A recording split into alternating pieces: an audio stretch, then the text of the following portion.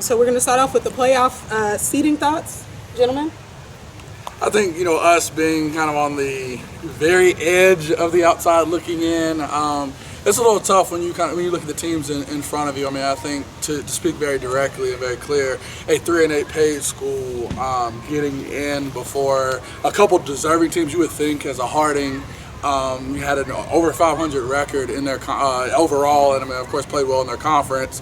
I mean, of course, even though I am here, I mean, I think we play the toughest conference in the state, and don't say that without any hesitation. So to go through the schedules that we do and still, your record should almost be, you would hope that it would account for that. So I mean, I think that, not just looking internally, selfishly at what we have. I mean, you look at those 4 AA West and East records. I mean, just looking at the records, I took a screenshot just to look at that. I mean, you have a seed. I think Pinecrest is a 7 seed, if I'm not mistaken, and 9-2. I mean, an incredible year by 95% of the state standards, and that leads them to playing, a tough team like a Mallard Creek, I think, in the future. So that's kind of one of the biggest things for me is that something has to be done when you're not rewarding teams for having successful seasons, or you're forcing teams to go find wins in any form or fashion that you can on the schedule. Yeah, I mean, pretty much like Grice said. I mean, it's Harding's probably the bigger robbery of it all.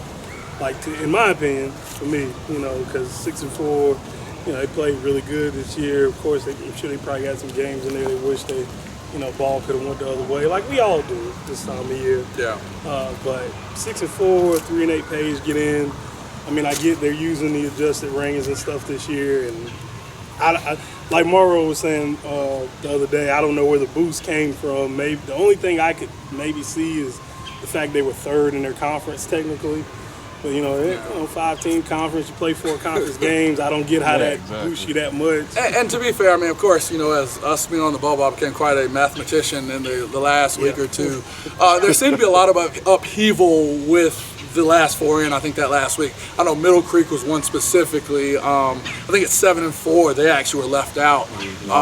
And just because of that loss on the last week, I think was what did it. I think they were a last 4 in team that got pushed out at the end. So you had a lot of upheaval with teams, especially East, that were winning games that, you feel like that maybe they didn't. But it's one of those things where you look at the last game of the year, we beat a tough, well-coached team that was in the playoffs the entire season, except for the last week in West Charlotte. Yeah. I mean, they were in the playoff conversation the entire week. The only time they were out was when the final rankings came out. And to beat a team like that and then, still not really receive a big bump of Page to get beat by a Grimsey team who, is another situation that's a strong team, but again, you lose in a significant fashion that last week and then get rewarded by being bumped higher than teams that won against harder competition. Where does that math really make sense? And I mean, I'm not a Common Core specialist, so maybe it's that new math, but I think it's something that doesn't make sense to me. Guys, what can we change about this playoff system as far as the seeding process that would be better going forward in the future? The split conference thing, I came up with a solution. I think it should go into it like, let's say you got 4A, 3A team in there. As long as that 4A, 3A team is like in the top 3.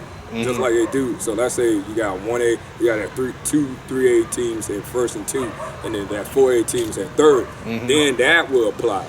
But they come in like 8th, 7th, or 8th. They need to be pushed back, even though they be rewarded for only winning 1 game a year, basically. And we're talking about like a South Caldwell. It's a South Caldwell McDowell game. I mean, and they only beat the only team they beat was rewarded for winning. That game determines who makes the playoffs every year, and that's unfair. So that that, and then I think Ragsdale in that conversation, because they're in that I think they're in that Page conference, because Ragsdale, I think they had like a 6-5 or something like that, and they got a first round bye. 3 seed. And I don't think that was fair, but I think you just gotta look at it like that. You a conference champion, like a true conference champion, like you with like the IMAC or Miles Park and stuff like that, even Richmond and stuff like that.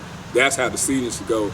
And I also think, back when I played, we played Winston-Salem teams. We went all the way up to Winston-Salem. Richmond stayed, and we didn't see Richmond until it was state championship. Right. And I think that's how it should be, like the distance need to go out the way. Put the best teams. Just seed them 1 through 48. And just go. And then, this is how we got to do it. Just stop using that equation is not working what they're doing.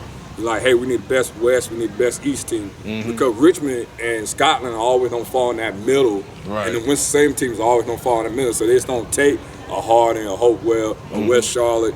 You know, they don't get robbed, and it just, hey, you know, that's my opinion. So do y'all know what the formula is? The adjusted max prep rankings formula. I get it because they Yeah. basically so they take out margin of victory is Yeah. the biggest Yeah. thing, which I get why you would do that. Like you say, you know, people run up the score or whatnot. But to me, it's like I think some guys brought up some good points on Twitter. Like if I'm 6-0 and another team is 6-0 and I'm winning all my games by 35 points, and 6-0 team B is winning all their games by a point or a field goal, so it's different. Right. You know, it's different. So I think it needs to account some. Like you said, maybe you put a cap on it. Maybe you put 28 points or 21 points or something. Right. I mean, even Grice even joked, like maybe you make it the Madden rule, you know, 21 points. You know, it's like the cap that they'll count towards margin of victory or something. But And it changes mentality. It does. I think It one of the does. things I can remember, you know, we're in a game this year. I'll be, you know, honest. We were in a game with Vance, and you know, I had a quarterback that, you know, it was one of those injuries where he could have continued to play with a little discomfort, but because understanding the system, understanding that honestly losses are equal, what's the point? I'm gaining nothing by putting him back in and making this game competitive. Right. So as a coach, I'd rather keep him, you know, healthy and get ready for the games that we know that we have the opportunity of winning, especially in our conference. I mean, Right. to speak completely, to speak completely honest there. So in some ways that's tough because again, that's another way that it doesn't favor us because, you know, of course I'm going to lose to the number one team in the state by a significant amount if I'm, you know, a bubble team. Yeah. I think 95% of the teams will lose to that team as we saw and have seen by a significant amount. So if I'm playing a lot of those teams, how are those losses truly comparing with losses of other conference champions? Because I know my conference champions got a great chance to win the state. Yeah. I don't think everybody else's conference champions feel that way. That's true. And I just think us in our conference, our coaches, we play a lot of the tougher stuff out of conference, non-conference game because we got to prove our point because we don't have that, you know, that competition.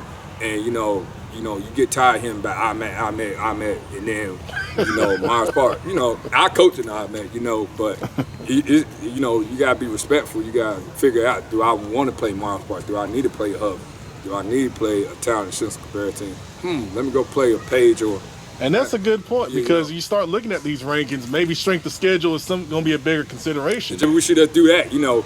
But then everybody say, well, you're running for competition, you know. So it's like it's a two-way you can't street. win. You Yeah. can't win. Right. And I mean, I think to me, I think that builds to my unpopular opinion that you can't fix this. I don't think that you can because there are certain things that are there for one that are always going to be a disadvantage to some, whether it's strength of schedule or if I feel what's been done is minimizing strength of schedule, then should I go out here and schedule teams that I know I can absolutely kill just to get those wins? Right.